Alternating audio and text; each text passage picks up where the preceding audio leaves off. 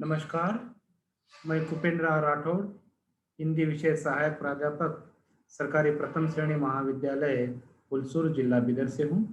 गुलबर्गा विश्वविद्यालय Kalaburagi BCA, BSc और BCA third same के लिए बेसिक हिंदी शंबुक जो काव्य रखा गया है, इस काव्य के हम अगले अध्याय की ओर बढ़ेंगे।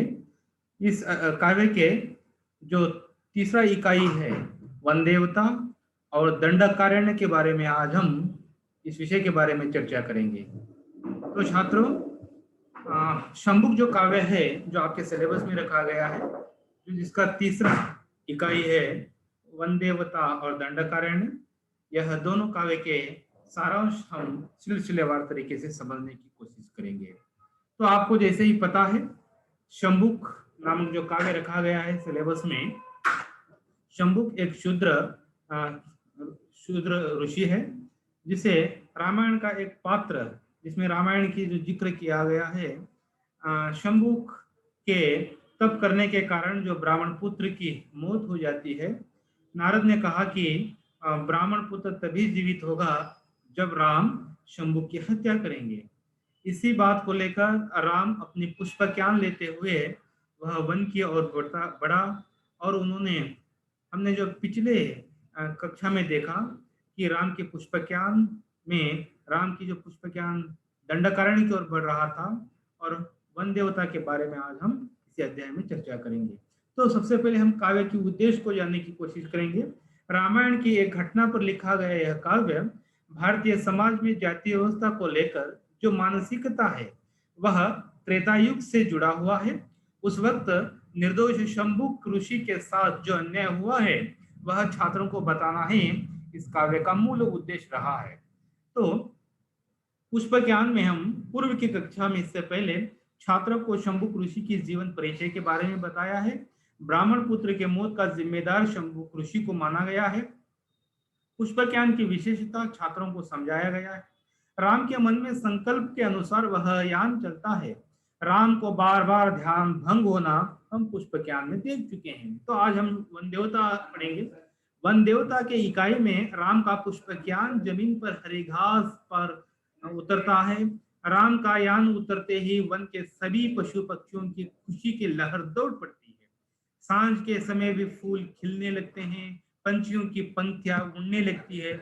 इस तरह से वन देवता में पुष्प ज्ञान जो जिस तरह से जमीन पर आता है उसका जिक्र कवि ने किया है। राम का वन में प्रवेश होने से वन के सभी निवासी करीब आ जाते हैं। मोरनी का नृत्य आरंभ होता है, हिरने का झुंड हो गया, और आकाश से पुष्प की वर्षा होती है। वन के सभी लोग राम के पास आकर कुछ निवेदन करते हैं और राम की जय, राम की कल्याण हो, इस तरह से घोषणा वहां पर होती है। तो वन देवता के इस इकाई में वन में राम आने से वन के सभी निवासी प्रसन्न हो जाते हैं और राम से निवेदन करते हैं। और वह प्रकृति के भी कुछ उल्लेख यहाँ पर कवि ने किया है, यानी सांझ के समय में फूल खिलना और आकाश मार्ग से पुष्प की वर्षा होना जैसे चित्रों का चित्रण कवि ने यहाँ पर किया है। अगले पड़ाव में हम देखते हैं, राम से कहने सभी वनवासी कहते हैं आप हमसे अपरिचित थे। राम से कहते हैं हम आपसे कोई अपरिचित नहीं है। आपका 14 वर्ष का वनवास इसी वन में बिताया है। आज आप राजा है, वन देवता आपके पास सत्ता है। तो वन देवता सभी लोग कहते हैं राम से कि आज आपके पास सत्ता है। जब आपके पास जब सत्ता ही नहीं थी तो आप 14 वर्ष इसी वन में जिन दिन बिताए थे, तो आपसे हमारी कुछ निवेदन है। तो वन देवता, वन के सभी लोग उस इकाई में राम से निवेदन करना इस इकाई का एक पात्र है।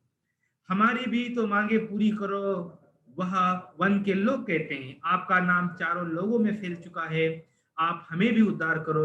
हम सदियों से पशु की भांति जीवन बिता रहे हैं, हम लोग अनपढ़ हैं, हमें भी उद्धार करो, हमारा भविष्य बदलाव करे।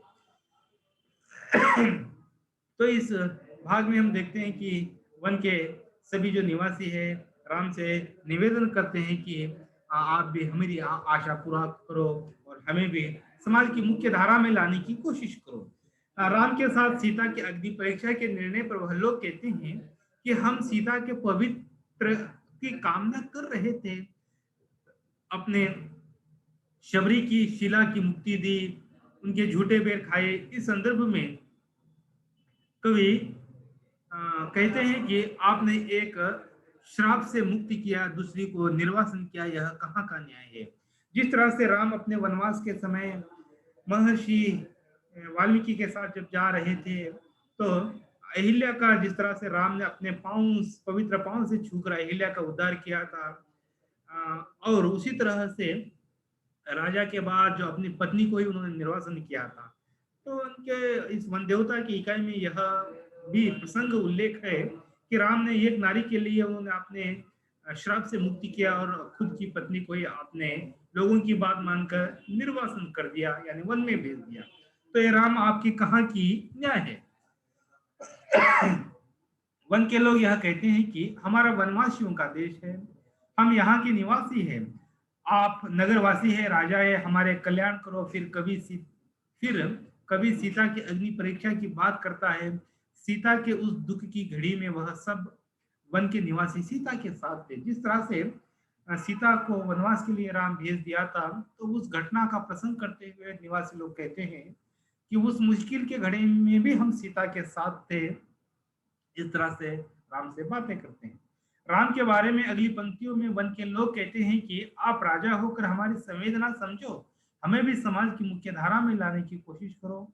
राम वन में रहने वाले सभी लोगों की बात सुनते हैं, जिस कार्य करने आए हैं उसी की ओर वह आगे बढ़ते हैं। हम वन देवता में इसी विषय को लेकर जिक्र किया गया है। वन देवताओं यानी वन के सभी लोगों से राम का निवेदन करना, राम से निवेदन करना, साथ साथ उनकी राम की प्रशंसा करना, शबरी जैसे अहिल्या का उद्धार करना, शबरी के झूठे बेर खाने का वह प्रसंग का उल्लेख करना, आदि बातें वन देवता में किया गया है। ये जो दंडकारण्य है, जिसका जो अगला जो इकाई है, इसके यह इतना एग्जाम परीक्षा की दृष्टि से इतना इंपॉर्टेंट नहीं है। दंडकारण्य में कवि ने दंडक नामक अरण्य में जो शूद्र तपस्वी जो शंभुक अपनी इच्छा पूर्ण करने के लिए जो तप कर रहा है, उसके बाद बाद का वर्णन यहाँ पर किया गया है। इस इकाई में प्रकृति के सुंदर वर्णन किया गया है। सूर्यास्त का उदय, सूर्यास्त होने का जो जिक्र है, उसी विषयों पर कुछ बातें यहाँ पर किया गया है। तो दंडकारण्य में शूद्र ऋषि जो शंभुक जो तप कर रहा था, उसी तरह राम दंडकारण्य उस वन के पास जो शूद्र तपस्वी शंभुक जो तप कर रहे थे, उसी स्थान के ऊपर उसी जगह पर पहुंच जाते हैं। और उसी के साथ साथ दंडकारण्य में राम और शंभु के बीच में जो संवाद होता है, वो हम अगले पड़ाव में देखते हैं। दोनों के बीच का जो संवाद है, मुझे लगता है कि पूरे शंभु काव्य का जो मुख्य भाग है, जैसे हम कहते हैं कि हृदय भाग जैसे मुख्य भाग है, हम प्रतिपक्ष में ही देखते हैं। तो इसका जो प्रतिपक्ष में दोनों के बीच जो संवाद होता है, हम अगले कक्षा में देखेंगे। तो शंभु काव्य की पुष्पज्ञान की जो उपसंहार में हम आज यह देखेंगे। पुष्पज्ञान की इस इकाई में नारद मुनि ने अपने पुष्पज्ञान से शंभु ऋषि को पता लगाने में सफल हो जाते हैं और वह राजा राम से निम्नानुसार दंड देने की बात करते हैं। इस तरह से यह जो इकाई है यहीं पर समाप्त होता है। धन्यवाद।